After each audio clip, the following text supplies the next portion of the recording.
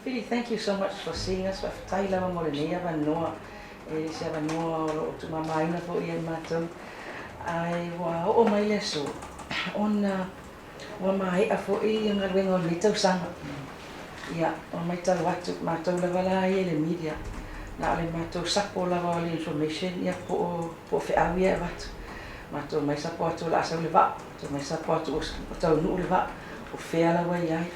Le ngata I lea o le tele o whamatalanga e moli atu I le vai aso ma le vai aso atu I titifo I a ta I lua ta I toru I vai aso. Ia le moli ngā tuna o whamatalanga I le malatunu I le mea o lo o iei Samoa ma le nei lava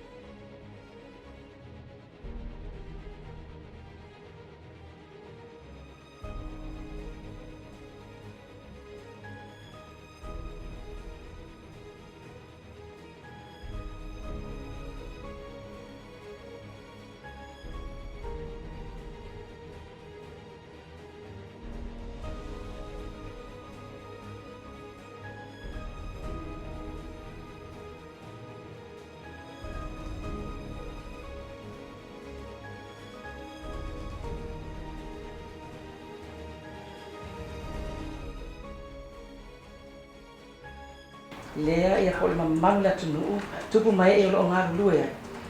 Ia o le tūranga tonu lava la matou o mai. O le matou I o nei vai tawa me se lava nei aso. Pei o le masani lava o news, ia po le awhai news, o le tuiloma o latou people of the year. Ia, le ngana wapetani, ia po e fia patipatia latou ngā luenga, ia pe whaftai latou ngā luenga tau sanga. Ila sama global news, matou te fia celebrate matou te fia patipatia ia le ngaluenga ai o loo e tua atu o le whamatalanga lea o lea COVID free Samoa. So Agafili, we're calling it COVID-19 frontliners. We want to celebrate COVID-19 frontliners of 2020. And so we thank you for this opportunity, but we really would like you to maybe talk a little bit about how it works, who they are, and what challenges that have come up throughout the year that we have not seen, but we would really like to share with them as the year comes to a close. Whaftai te lea Tuiloma. O te loa o se matau o tele. Mai o le whaftai mua.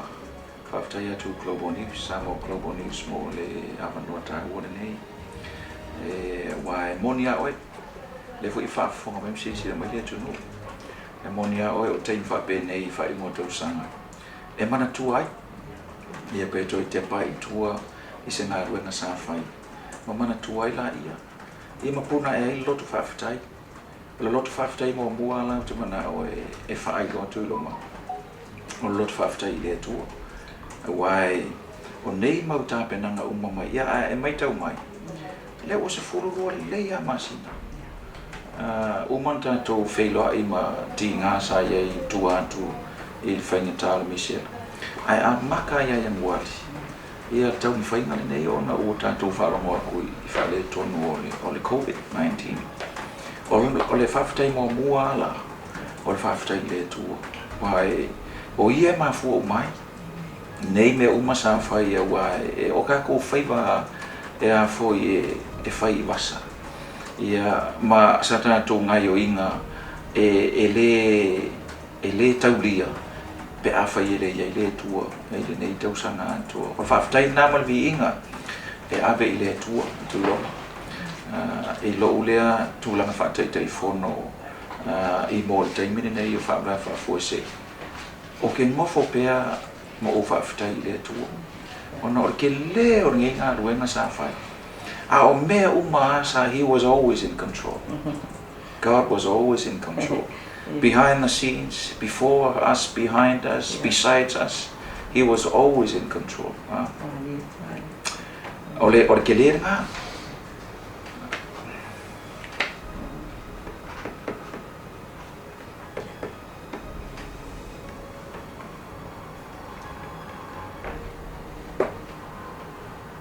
Sorry.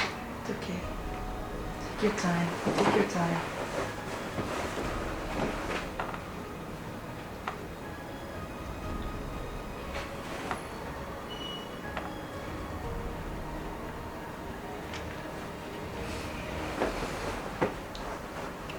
It has been overwhelming. We feel the immense love of God this year as well with you. You know, It's been a long year. Yeah. Yes.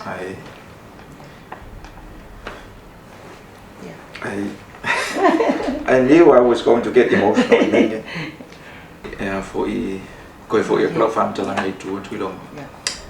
Yeah. For I ore ko ke le la aufaigaluega le taimine tatou. E le usi le fia le tunu. Yes. Ke la pau a tangata e siri malakalaka ia I la ko si la fia. Ma le loa mea o taitolua o latou. Ia. Ana I latou matu whanau.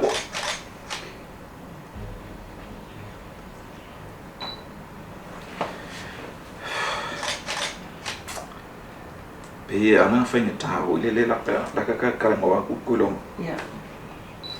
Because I've seen it. Yes. I've been there. Yeah. Whainga.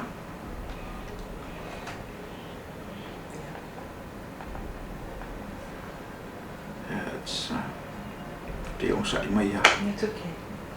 Pe lea valio pe o lea e pai tato mask matou I tu atu. Le lo atu. Matou mai fai mask le desi whapea. Awane I o ina I puipui ia o toma ma ia matou I tu atu matou a inga whanau. Ai le lo atu. O lai e tangata lai aruanga I valele. You know, there's someone that's actually right there. Unsure if this person is going to be positive or not, bringing them into the countryside. We'll go back. Yeah, ole kuranga nga ke loe o me mo atu mo. La aufaigaluega I ole galu'u e le fa'atinoga atu o le galuega atu o lenei. Yeah. Faamai. Yeah. O ali faamai ma tamaitai tausoifua o the officers of immigration po I latou aufaigaluega le immigration. O I latou aufaigaluega I siaking o tau maoloa. Ia o I latou o le customs po I latou duty. O le kako officer uma I le lo le Faalavelave. Ia afia I ngai leo. O ave ta'avale. O I latou e whaasingo uma mai ai le Faalavelave wa le tsau no mai ai le Faalavelave. E ka ua le o sa whaamtala ngai na. O le galuega le nga whaatino mai tau sanga ato. E a maka mai ai le kaimi, ai le kai sau Faalavelave. A mata mai le taimine na.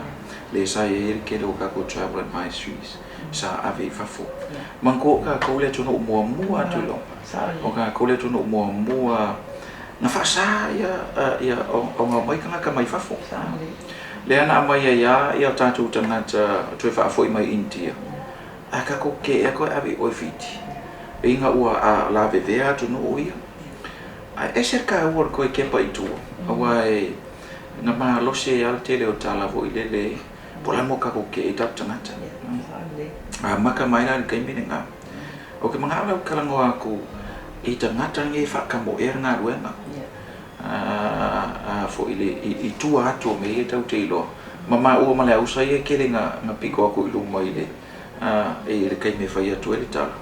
A o kua mai la. O le ke le o le tāpenanga Tuiloma. Ke le o le tāpenanga I nei tangata. Manga kua. O la tau nei. O li ima Leo-Taitaifono. O le la konga o la konga nga mua au. O le mua au nga le tunu.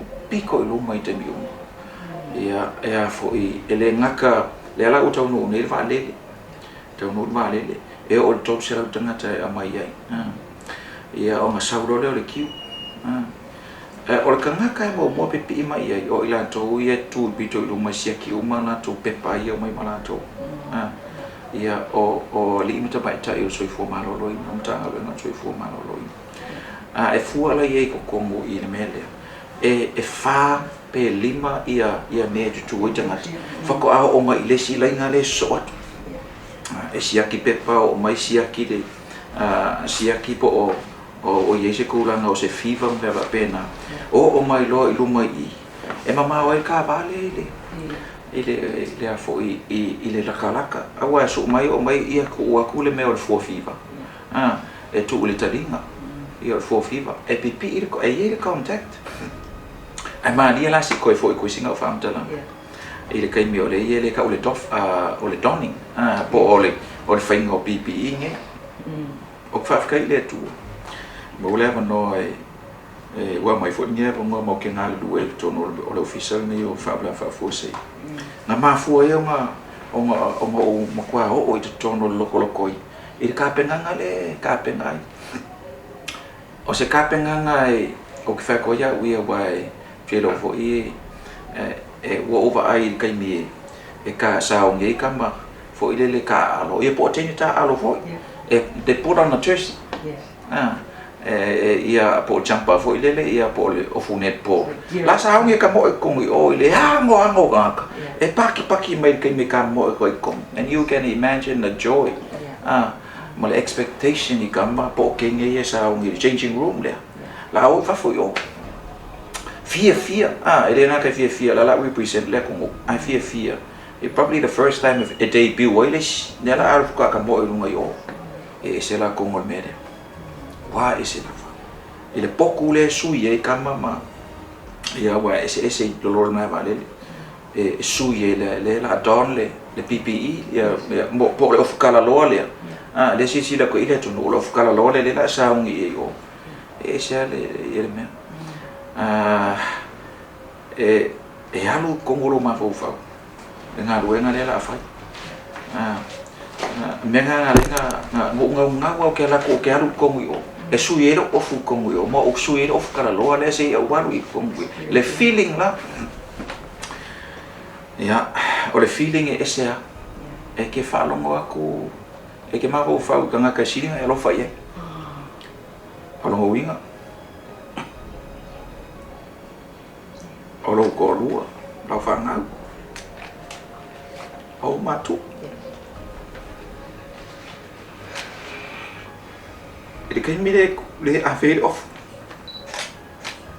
ya wa e fa ya ma ko o ma ele half ya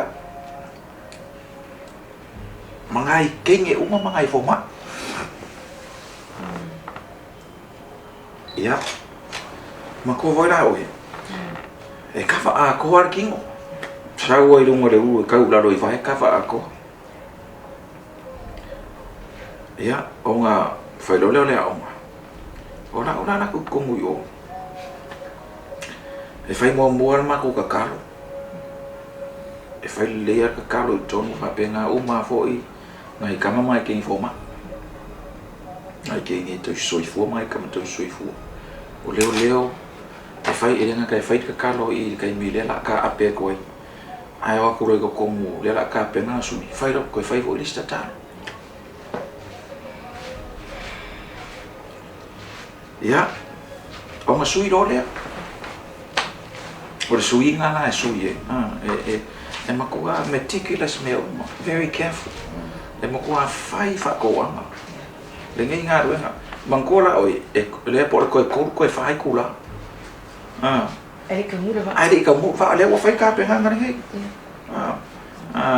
wa fa fe o uma I lo e fai uma ka penga o maku nga luenga fai aku coordination e ka ko mia por official fa on wireless ile le melo le ki o ile e ruako mo me uma ia o nge ia se me fa le como be drop a maka mai ai luma piko luma sau I luma kau mai I ngai tengi forma I mangai kama forma I le luma ia o ka penga nga foi las ka mai o le usa male team e ke man ko o mai o mai o a fo mai e ka penga wa ese pouco o pouco le pico i le si pouco e ye la forma o la ko nga foi swap pe kuia ia foi suenga pe asa ka sa wa ko fa pe sa mai o se me o lopo America me o la hotspots o me na ma ka ki fa mai ia pe sa mai Italia pe sa mai Australia pe sa mai New Zealand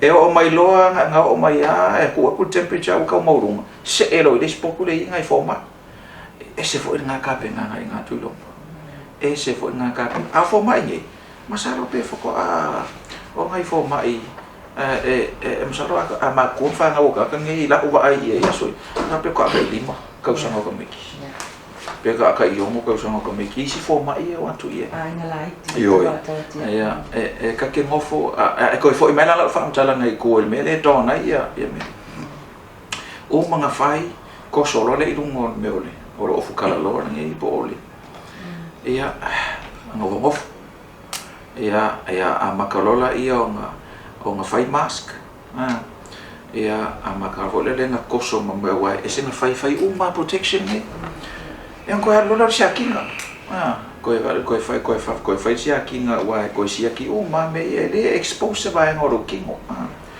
a ngai kai mi a ko ka penga ngai o lo ma ho fo mo lo loko la ke ma ho fo ga kai ele ngakara ke ma ho fo I lower immediate family a ke ma ho fo I lo sera wa fe ia kupu mai e Samoa ma fanga lo sera wa fe le no islands ni mo ko ngai ka ke mo fo ke ma fo po le va ale o mo sa mai sia pele o le flight le o mo sa mai sia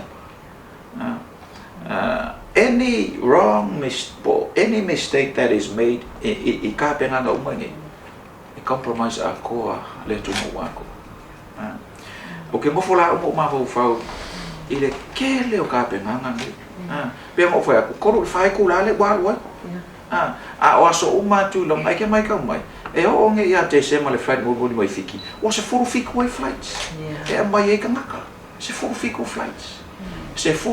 flights ai le ka uli ka ko flights every week is out every Friday a e ka ua la ma mena ko e ka ma va ai mai ka I awa ele ngaka I e fa pe vo ka ko wa o mo kwa mo ka ki a o so uma sa le flight ele le se na ru na le so mo ko le expect le ka mo le flight le ka le lu po le ko ele le sa na ru I'm sure if I penga o ma ngai ka mai ka I mali fo ma ngai ka mai ka I mali to soifu leo me uma it was probably the last time ever I quite found out e ma fo fa penga ka ya wa ole ka kikara mo I fa mai yoki il fa mai e a fo e ku role mai mana o longa wingo ngamia era ve ai ole koisore ku ki sa pare e o man ke me e ma o lis konfiki a ngai me o ma Tuiloma I ka penga nga o ele ole me ma ka ki ma me mata ina I la o vai man se sila fo years as usual hausa e a fo I ia so ma I lo e ska me o ke le alo ai le fainga misi si Faatonu si lo ma le ti ma ko ka ko NEOC e fa kingo o mana ro le fa pe ye siaso o e ka penga flight I feel so I forma le fa pe o ye siaso si o feel so I nurses de ai siaso fa pe si feel so I de leo pe feel so I immigration officers pe feel so I quarantine officers pe feel so I customs officers po lo la vale le siaso fa penga e ka paki da fa na e o uma I lo I u ya la nga fa nga kai da makanga masalo o ai le flight longa ko wa pe se me masangi pe ia se me masangi la share pro experience I lo first time mo ko I okay ko mo ko ke fa longa ko nga and I've been praying I le aso nga vo nga le lo fa mai le tu I wa sa wa ka e pipi I mai ya ke o mai alu ko ma o ku o fa singo me o ngai ka ko frontliners ele se me fa pe ke va ko kan fa kum komulima le se me fa pe nga e ke va ia sia ki de fever ia a fo ia fa ki mo o ma sia ki a ko e pe ia la no mo ale ke kala mo el ko se la ko lu se la mo ko pukata ia ngai mai eu le ke me sa e maski la lo i ala ma nga fa mai en ka fa ko le fa mo le e fa le mask le la o mangira operation e ko kongu i Savali mai ko o vo le la tof wo mai mangaka wo mai la ko ko mo mai nge quarantine al process la le tulo o mangema o mai le front line de o mai la lo immigration mangola awa e ko mo vai nga immigration mai voi la le o mo le fa nga lo nga immigration o le ko i ako me step by step o man nga lo nga fa lo orderly le ma se me fa le kom mai lo le o ma la o mai la ko ma lo hotel ma me o le ngofo ala la fo e fa le dolphin ele ave se no PPE umange ma me o mai o e mo kwa fa le process e ka kala le e fa picor ko inga kala ngai fa e fa picor ko inga fa inga ave se o mai me nge mo le I no mai lo ia ko sanitize uma kangaka e ma fa mo lo le ai o le process a ko la nga Tuiloma ko pulon ma la le masalo po wa loi ko la le mo e ka ka ia la ko uta ale ko a makanga na ka io o ese mai nai tanga tai ma mai lo la ia rest ka ka ngi overnight ai ko la ila usa masia ngati e o sia ki kan ngi the very next day o ai fa solo e o vai e quarantine site mo man ko ala iki quarantine site e fa ngai le flight o le lusfo pe ala iki e ye vo la ise ku ye ko ke le vo ile tanga te e fo ye ai de at man ko la e lo va ya so ye kala mo le ye me do 2 weeks na ye ke min ka ko 21 days ele si flight ele ku o mo inga almost every day ye o kanga kangi ya man ko la o flight ye le lo va ya so e fa lo na fa swaps fa ko ru o mla vale kasi o mla vale le luai fa ko am fa ma o itu oi la o doctors and nurses e o malol nga lo ngai lon mla vale malo lo immigration malo lo quarantine malo lo ma vale ai fa wa ngai mai tai ma ri forma se yo o kai me mai itu e ke man ko la kai mi nga fo ile nga masalo mia ia ngai ka kai ko lu ngai ai ile a fo ile e ma li fo it was a discovery more tanto a historical your cases ngai ale ma ngai ia fo ile le wa ka fa ia nga ka panic le fo ko mai le ai fa sala la ma ko fa ia e positively si me negatively si ku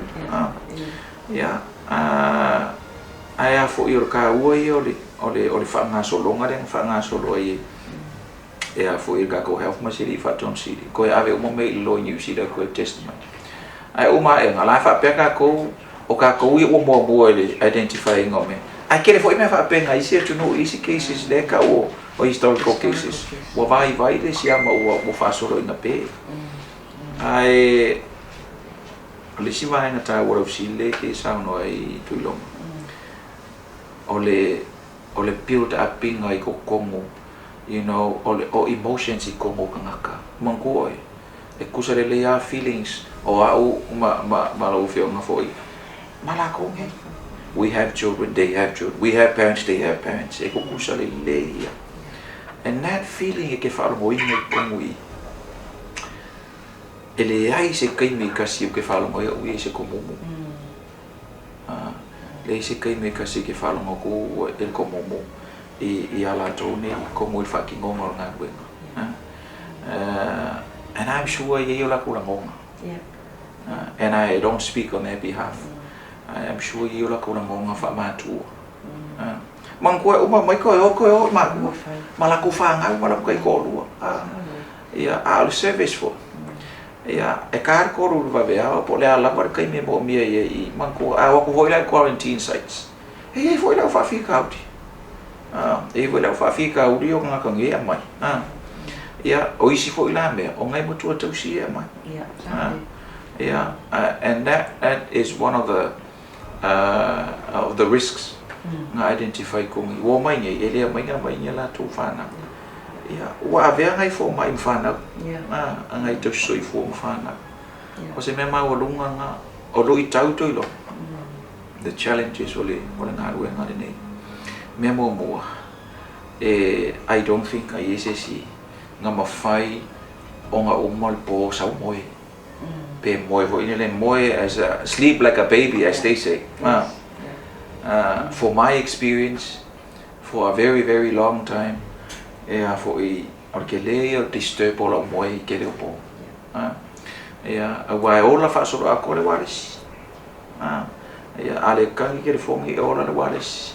Mea e ko kupu mai I. Ai ke lea ko rale a whainga o ila kou ia frontliners. Ke lea ko le psychological impact, mana effect, e kau ke lilo. E mo kwa lilo, whatever is going on in their minds. Ele I whaiese study o le mena. E ora ka ua I o le vo mo le apanoa. Se uma e angi mea. On ka koko I kilo le ia I le. Because e kau ke leo I loa ke leo le impact o lo ia I komo. O ngai ka kuka ngakangi. As I've said to you, Tuiloma, o le commitment. O le commitment po le ngau, ma le maa le ngau lato. Must be celebrated. Yes. O le lako maa le ngau ma le lako committed e whai ngā roi. These are really the unsung heroes o ka koko. O le mea mo I an mea ngā, I lo le manatu. I'm not saying o le kūranga o le ke kūe le mini. I'm saying this because le whewa I solo le tunu utulo. E kaimi nge o Sofia ma kaimi o la ua celebrate. We would have had a different Christmas if we had COVID-19. A fo I makua kangomia le kungunge I whewhewe. Pe anga whapere ia. A oi mafua ai, mua mafua o ngā o le atua manang puipui ngai longa toto. Ai o le whatuatua e mga ruenga. Aga kouka ngakai. O tupu ia mai o le tunu. O ko kele o lako. E iai si nurses mafomai. E ke vai aku o grandmothers and grandfathers. Me mo ian me na. E ke kiro ko singa o lako. Ai piko I ruma. Masangi mai whakingo o kako ngā ruenga.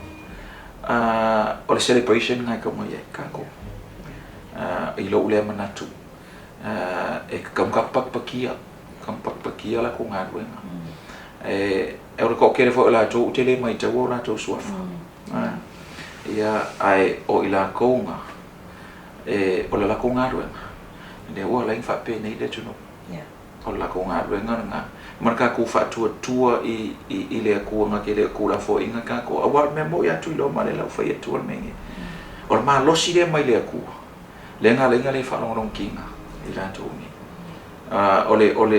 o le musmusunga le nga pa ia ya la to le nga usu pe mama ele nga inga ia mo ki mo ma le tu no e ui ai ke le fa fita udi e ko kupu mai I ona ko vo I manatu ma tamali anga ola ko I ola ko mga wa anga mak fa piko la ko e fiu o mara o se su ka o lo e fiu e me mo ia me nga anga mak fa piko la ko e fiu su ka o aba because they have the right em fai ko le ai o ke le fia su ka ko e fai na o ke le fia they have the right e la ko ia fai na ai o nge wo mo le causa.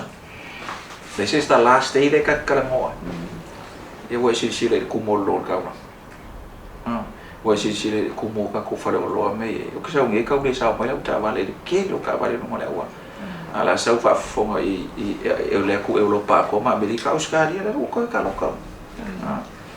Ia o sa unga tala. Sa unga tala e. O fa ka ya ku le Samoa'S Global News.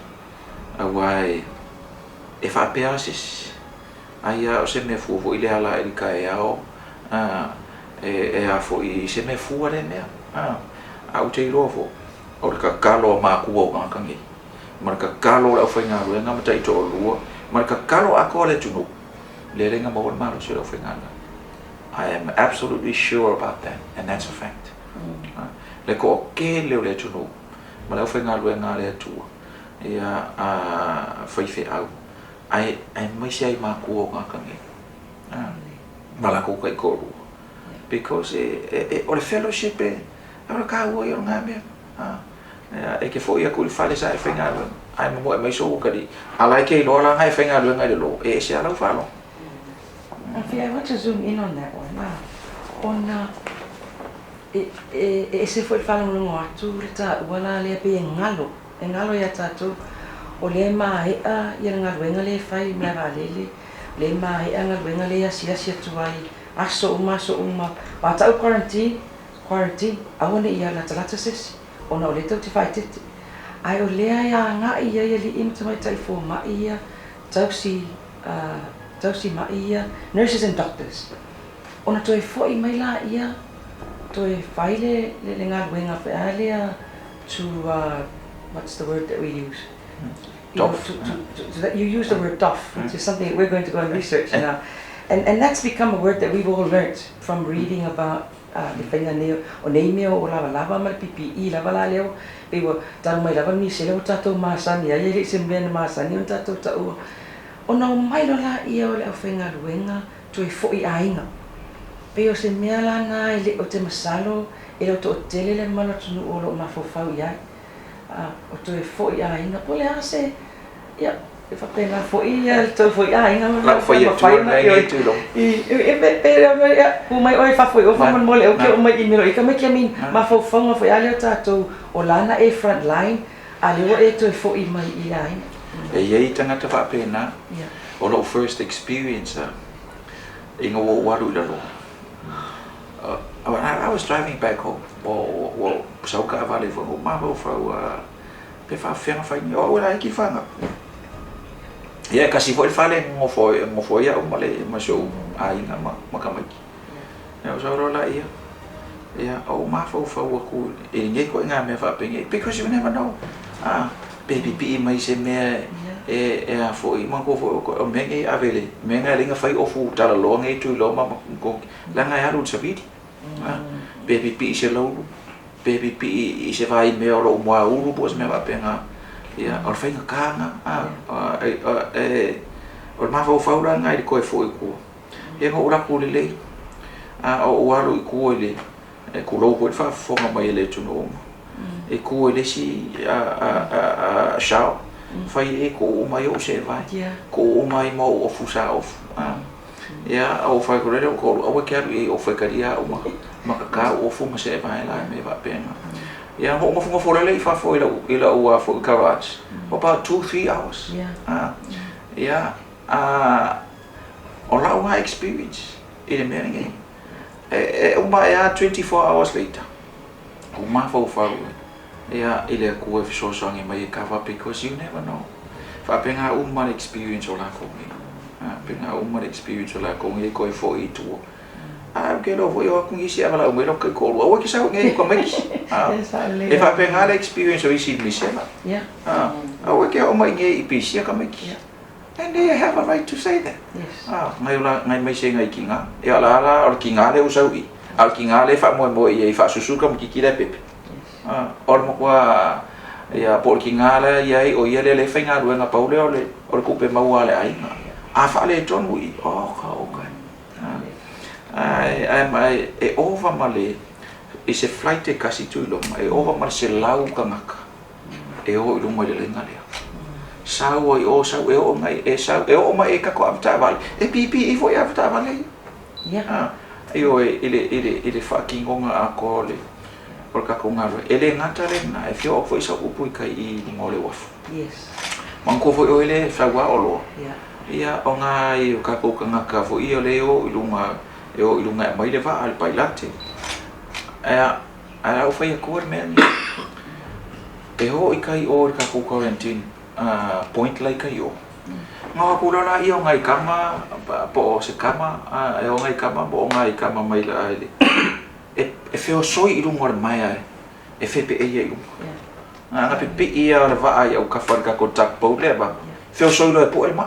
Ia mai ia. Na fe e lo le lunga mai. Eu lunga ngai ka mai ma ngai ke ngor so I fo ma lo lina. Ia nga mai le ko kom. Ia mangai ka mai ave ka ko ko fa.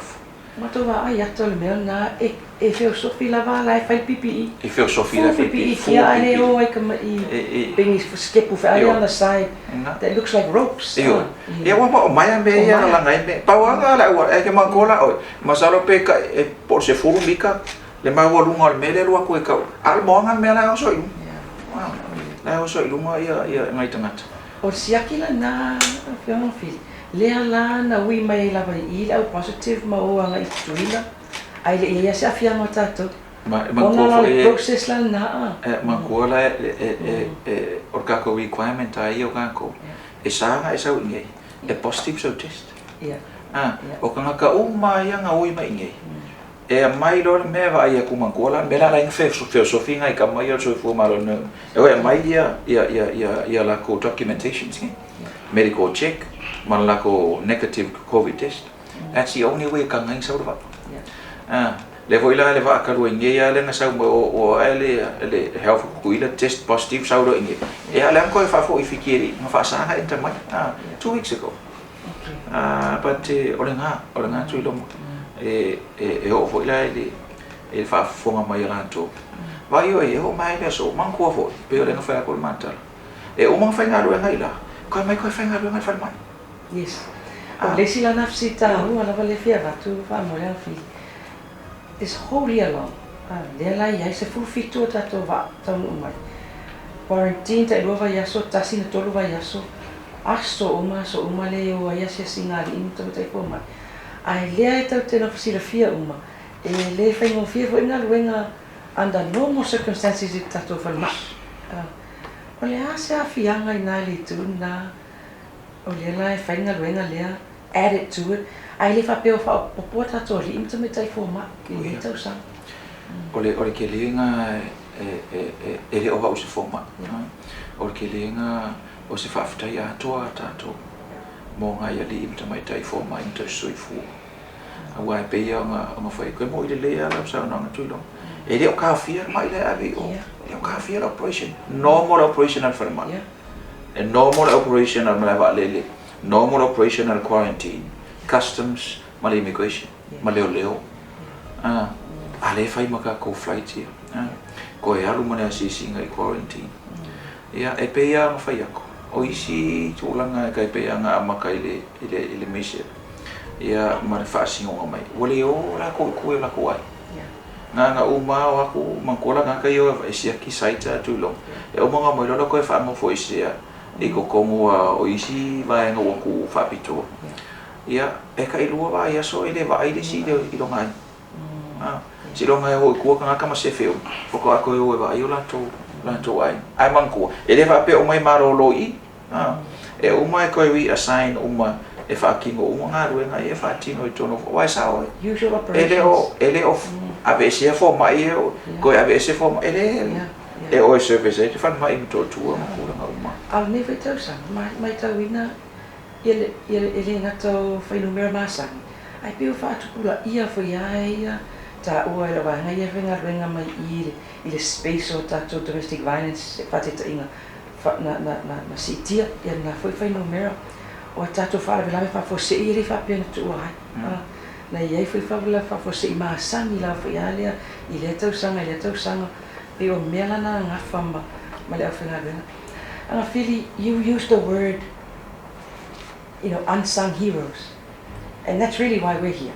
We wanted to celebrate the unsung heroes of Samoa for 2020.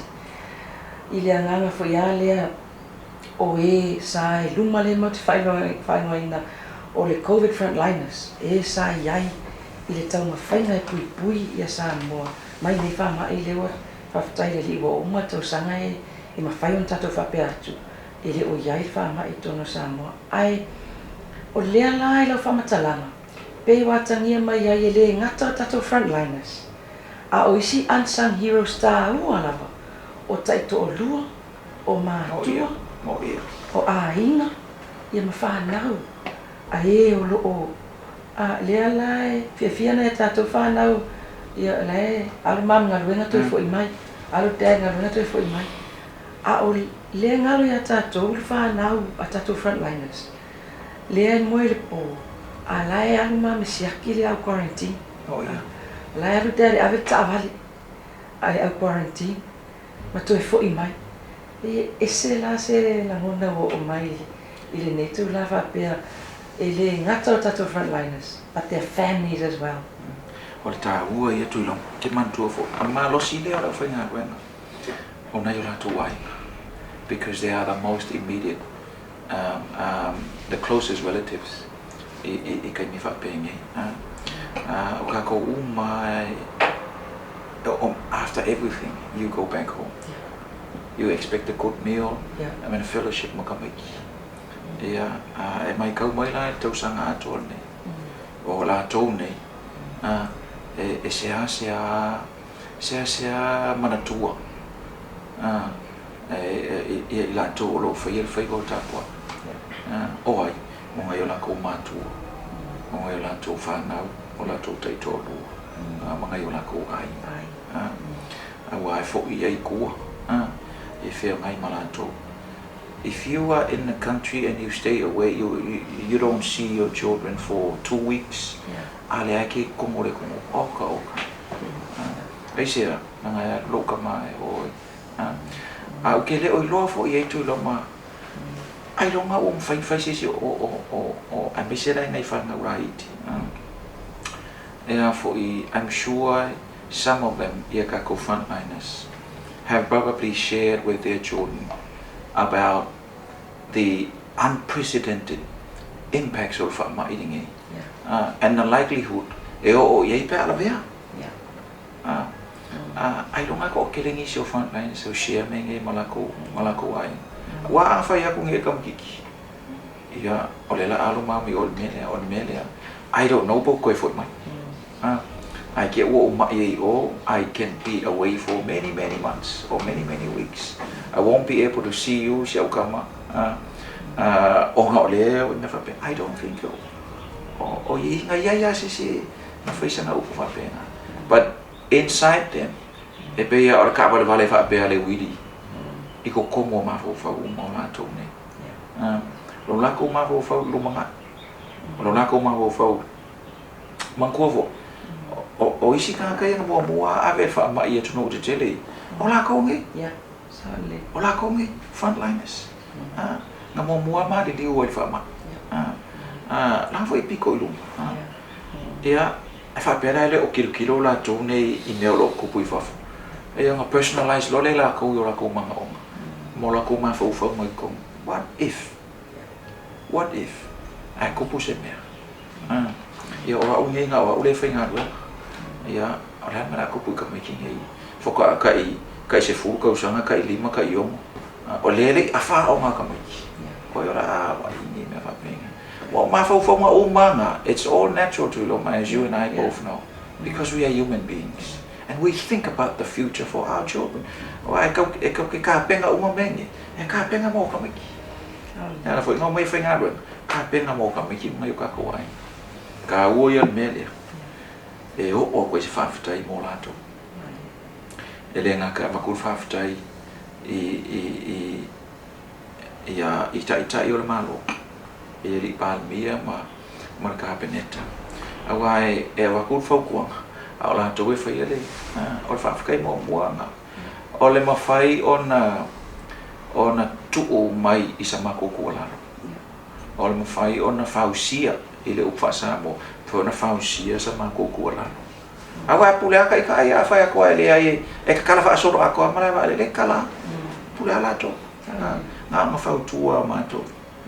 Ai o ke le fo yo la ku ngarwe. E ile aba ku ko mo. Ma le si me tu lo. O nge o fa le tu show cabinet. O ke sa fa e ko mo me I ko mo fai o ma ye fai. Ile fai mo fie fo. Ile fai mo fie la ku ngarwe. E fa kingo e mo ke fo mo il polesa. Por kale I vai po. Mo ke fongo le astona. O le ala var kai me fongo. E fausia sa ma ko foto. E fio foi sa fa after Tuiloma. I frontline as uma. E li ma mai kai fo mai. me se le Faatonu sili wa o mea uma e sauaile whaitionga e lafo uma i lunga ua kulo vo i se tamali o le tunu ia le usa. I've worked with him all this year. Ma o manga lue ma le usa ngai kai mi anko. E fo i o ke le ia o le commitment. Ma la mo i fa pale la ngalo ni. Wa le ka kilo ma lafo uma i me le anga. I sia fo i tamali. Ia fo i siang fanga. Ai se fu fico flights ngai Tuiloma ele misi lo. O ia ku piko lo. E va ai o maka bilo le supervision. Langa staff la ia. E ka orang mo lo ma le leader. E va ai mai langa staff la ia. Ia ai ia na mai tai fo mai. E fia va ko was fa tai te ia. Ke lo vo iske mi le so sa mo le tai il malo fio mai tai il malo.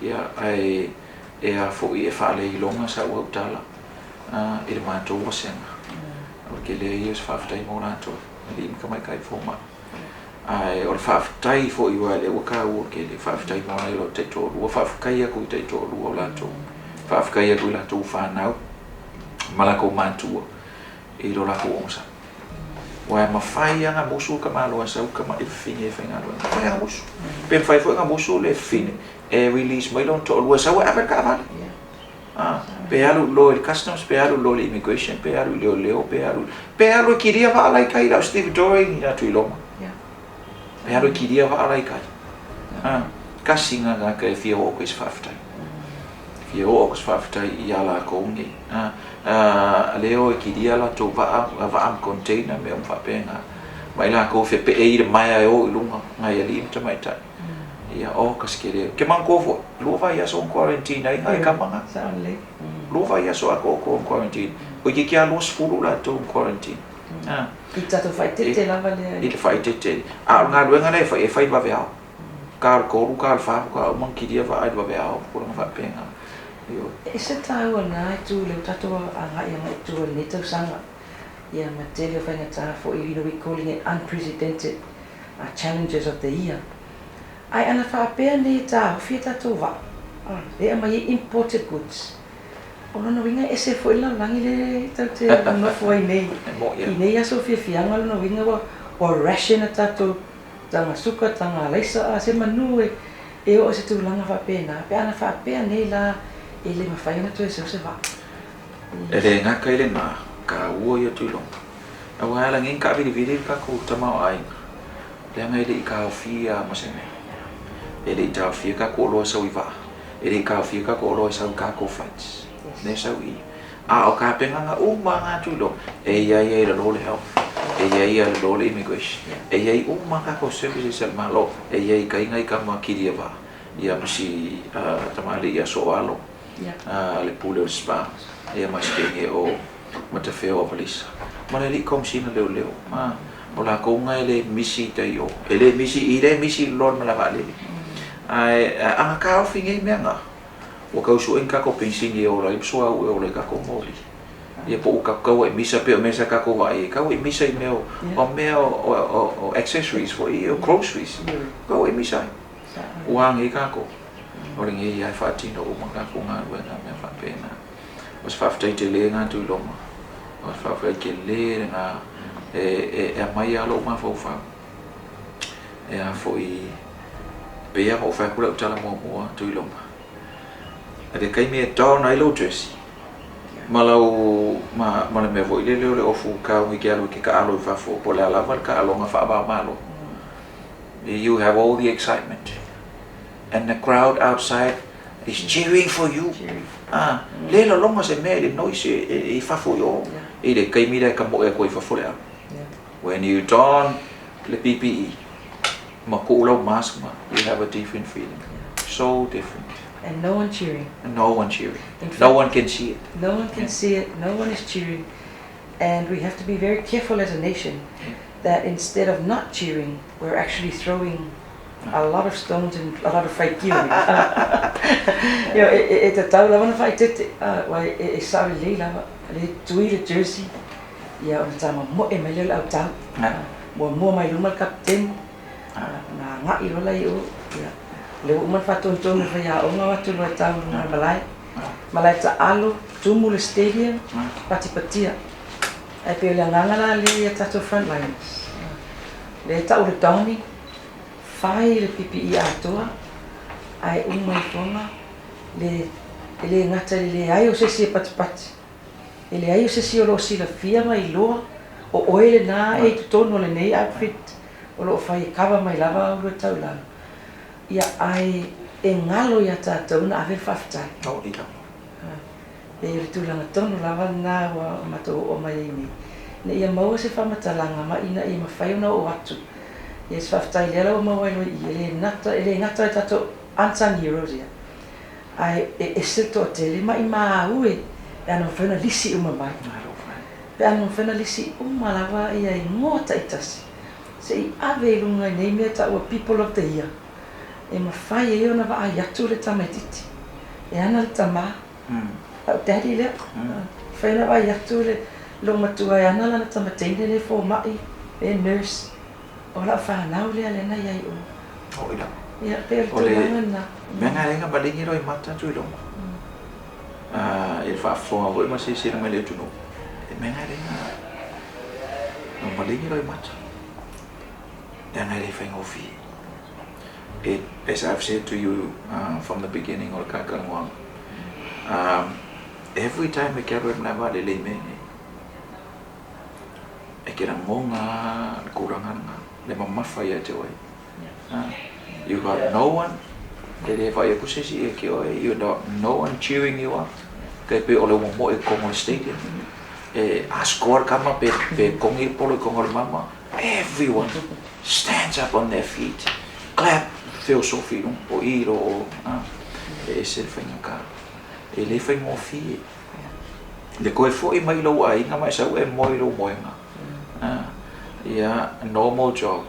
Ai sa le side lo vai longa ai nga e sa moi ile poku le ufanga fo ese ai ko usul kai o ko sia ki kan kala mo fo ile quarantine side ko sa until they are released e ko fo iku e o ma kon release ai ko pa ko mo ile siva o ma kon release ai ko mo ile siva ai ko mo ile siva ai kai o e pe e pa o I a sa po mo I a sa I a sa wa pena it's been a long year so menga renga wa malingi o karoi mata.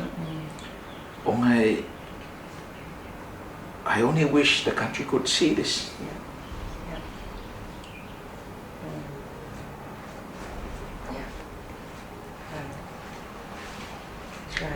Kua ko mengi. Leo marok. Le fai kongo mete tasini.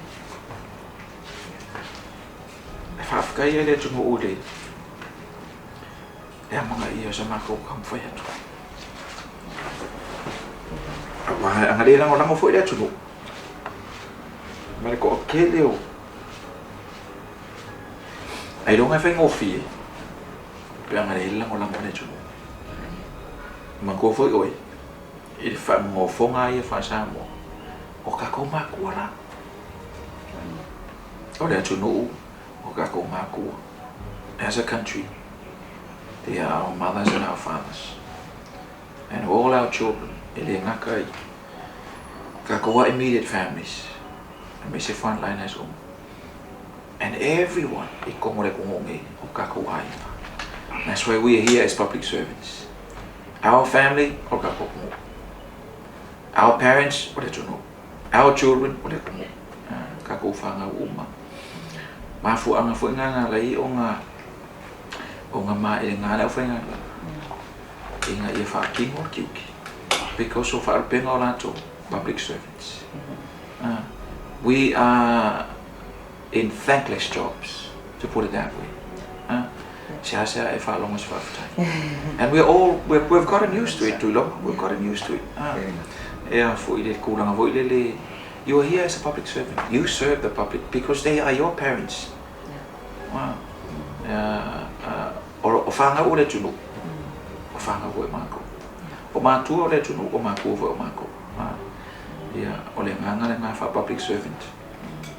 Le la fo lana e afo I kua ko mea ngai.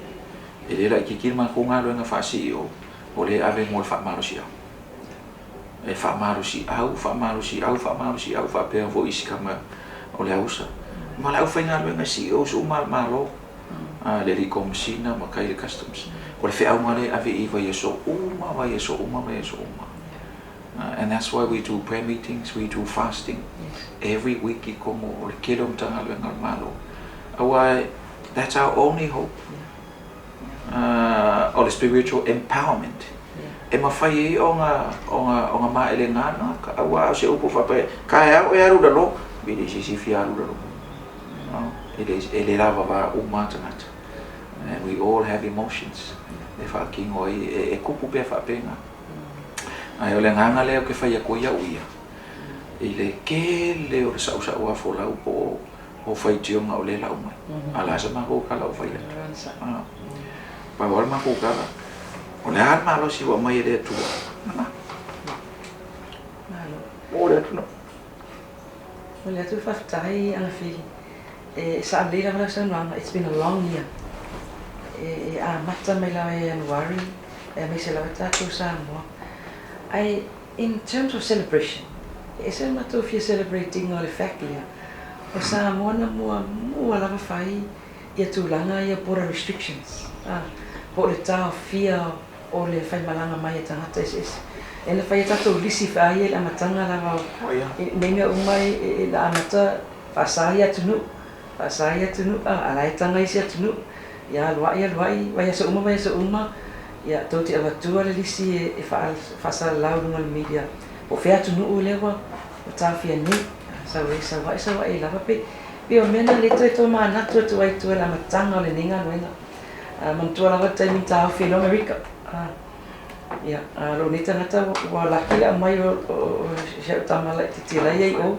Ia ese lo wala New Zealand, a watu lole advice. Tāo whi Amerika.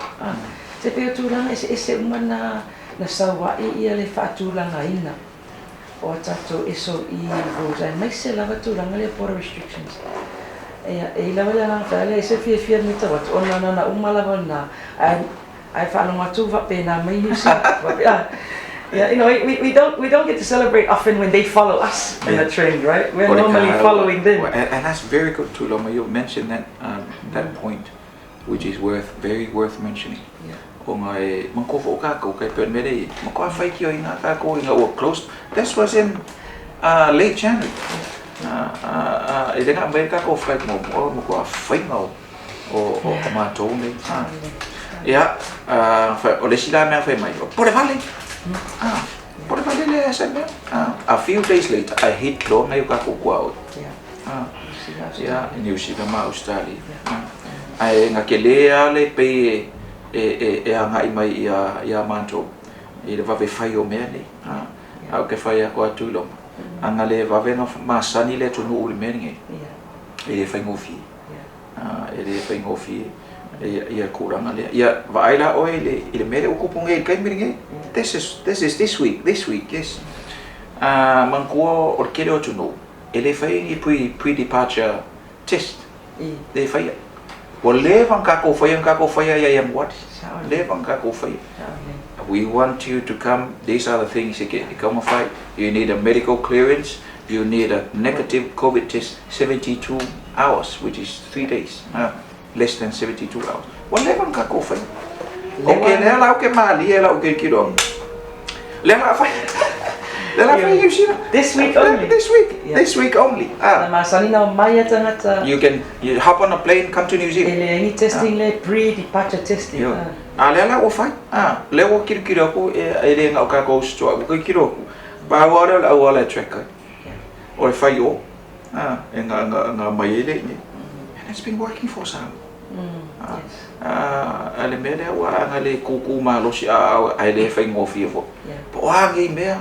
O angi mau ngasu e whai ama anga le whai mea ngā Tuiloma se o ke whakua e kere karangoa mai wakura o whionga e re kere karangoa lakalaka mai whapengi ia te ranga winga re o ngā maka e even fo I maka e whai mamap ki oka e ala o e o ai kongore ainga e saan ko alima I kongore whai le mera o e kai mai ia ai Samoa ia la fa ngi ngangi lo ku fakas o ngu akola la ku fakasi mo ia lo ave fa ka ile tu a wisha tu no tai to lima le fale le fa no tu lo ia e sama o mar kai ko a lo wa fale ia you can imagine se me fa pe ngai ku ka ko le metu ia o a mai se la le aso ngi le ponga ngi wale kero e kale se fela to lo tu le por vai lo o isi e kale o isi mo ku fakas e ole kilo a fa lima se laura fa mo lima se laura ngai ko ngol fa le la fa ngi le fi porque le o difita te restriction o difita o ia difita te restriction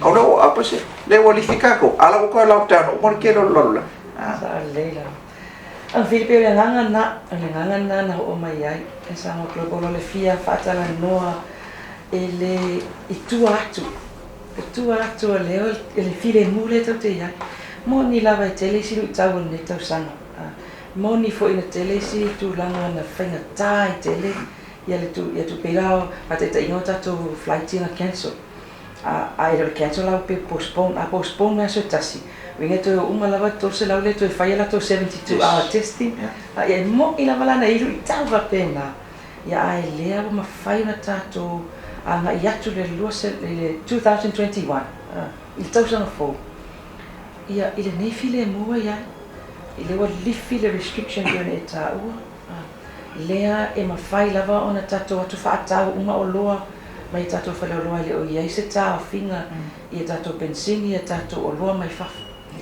e moni lava la o lo o iei le utau o lo whaangoina i tūlanga o ngā ruenga i tūlanga o border restrictions o tangata tāwhau mai whafu a o lea lava e iei le while mu pera tūlanga tonu lava la nā le o mai o le fia maua se whamatalanga po ai tonu lava e tauna whaftai i le nei aso e moni lava e mua whaftai i tatou tamaalang ai pei o le tausanga fo i ale a mese lava mātou le media o le wa celebrate le person of the year the people of the year ia e lava le langona i te aitino se tulo e whaanga le whapea o le a celebrate la ai a oi a si a oi a le tua i luma o ai a whaftai a oi la le whaftai pei le lana i se anganga o le mātou wa ai le tūlanga o le people of the year se i patipatia ma whawhetai i le ngā luenga ia a tupu mai e o ngā lue i le front line o le tūlanga lea lai ona tua mai lea lai ona file mu ma whai ona tātou a ngai atu i whiawhianga o tausanga fōu a ngai atu i whai ngā loto o tausanga fōu lifi e tātou restrictions ia matulanga ha pena pe ole anga tonu lava na file mole toi whaftai te lea Tuiloma e a fui sai fui si sa so taimai e me sei mele o person of the year a group of the year tulanga ha pena ai o ke mafo fawa wi ya la tone o moa au po frontliners o moa au ia mole tunu e sia kako lor ke le o le afai ia le kakamo ngai ala nga dua forma nga dua o taia o ai o kuar mai usa mola mai tangat ia makai leo ia ma to tele lo foi nga malo ele foi la sort fono nei ngai le ele chartas moris football kala mene ai ka woia Tuiloma fafta ia tu mole initiative o le Samoa Global News pe foi ngo fai aku ia se ka ole nga luenga fa sala e le to foi e fa senga fa sala a wo ke le ko nga luenga mo fa forma ia le tunu al me ma voluma ia e lo upotus pa ia e avele fa lo e tau e fa lo e amana ia fu ia tau e amana ia o le fa kai ho ie o mutua tau i whafta. Le aska ko le ase whaatinonga anga ia ka ko mua au po frontline na si tau sanga nei. Ia le wakingo mai. Le watino mai. Pe mamafa, pe le mamafa, e seis tangata. Au ke whaia kua uia. Langa o leo ke uia i to. O leo ke Savali i kongo mea nei. Ia e whapenga mufo i lau whainga luenga tatu malo. Ma lau whainga luenga umara. Le private sector o lo ngā lua i lunga nei. Wai e se kau mai kua. E se lo pito ilu mai li mai kau. Wa so se kau a waka ko masangi. O ia mua ave. O ia mua faleko. E faleko mo ru mai pito ilu. A o ia kuru mai. E kuru mai kai au. Maka ngaka pito ilu mai i uto. La tau nei. La tau nei. Ka ko mua au ngai mo le tunu. La ko ngai o lo fai vale nei. Mai o le alofa o le kua. Le e maua ilo la ko manosi. Malo la ko ua. A oi tangata e mua afia o la ko ngai. Pito ilu. Oi ngaka e mua o la ko ainga. O la ko e korua. O la ko whanga. O la ko mātulu. La ko ngai. Ia o se whawhitai nā i le tua. Pea mo whai aku. Whawhikai kelea. Kai kelea i la tō ngā luenga sa whatino. Ia e mawalunga voi. Pea sao noa le taitai o le malo. Ia mo le tunu ua atola. Mo le tunu ua atola. Ok, loa e au Tuiloma. Ile me le mai e le atua moa. E le ora kikir ka karo le tunu umo la kome. E le ora kikir karo le tunu umo. Mea ngai lenga mo la ko malos. Malo la ko koa. Mar file mu. Mea ngai lenga mo. Vai le mo le tangata. E o ke le lavangi, e te le lavani. Ai ala i kai au koe whaafo i malos. O le whai ka kalo umo le tunu umo la kome. Ai maisia i o la ko ainga. Mo la taitoro o mwhana. La konga. E le upmane ka kalo ma kui pere langi. Enga ia mangu i o la ko. Ia koe fo ia ko la ko awhini. Ia koe fo ia ko la ko whana. Ma la tau taitoro. Ia koe fo ia ko. Ia le alai. Wa alai le whinga lo lofa o le atua. Ia, mo la tau le whae mo nei tau sang. Ia, o le ngangare nai whaafonga mai. Ia, siri mai fo i le tunu ma la ko whaafonga mai. Ia, o koe o ngai kula. O na whae ule o ngā luenga lua whirua sipu. Ia, whaamaloa kula la tu tatalo ma la tu kāpoi mai. Ia, a whai fo i mo i oe. O ke le ilo o mo la tu mo. Ai mau o se e iai se taimi. O ngā kauma whai a kule o la tō suafa. Because these are the memories. 50 years from now, or the next 100 years, wau ke whaapa, ia kupi whaape ngā, ia koe ngā whaamai whaape nei. 100 years ago, kau ke len mang koe la kou sa ki ngai ngā. A o ka kou matua. O great grandfathers, grandmothers sa ei, le tau te tupu mai ai. 100 years from now, e le koe mang koe la kou ngā kangi. Whatever generation, oi ka ngaka la kai ka ia le tunu uma le malo ma ngu uma e lau ke le koe mangkua. Ai manga kua la i ka ngaka ngi. E mangkua umai le tua kai mi aveilo mai. E kuwhana kou pala. Ane ala e ka ua. Se iei se taimi. O ngā o whaila iei. E ngai CEOs. E mai o la tau suafa. Suafa uma o la kongi. E ngai ka ua. Because o le lisi lea. 100 years from now, their great grandchildren will appreciate. That's right. And online names. Now, it'll stay online. Yeah. And a grandchild can say, great grandchild can say, that was my dad. That is being celebrated for being in the front line. O le nei, whaamai e le i, e se se mawhawhawi now, e whaatau te whaape nei nei waita.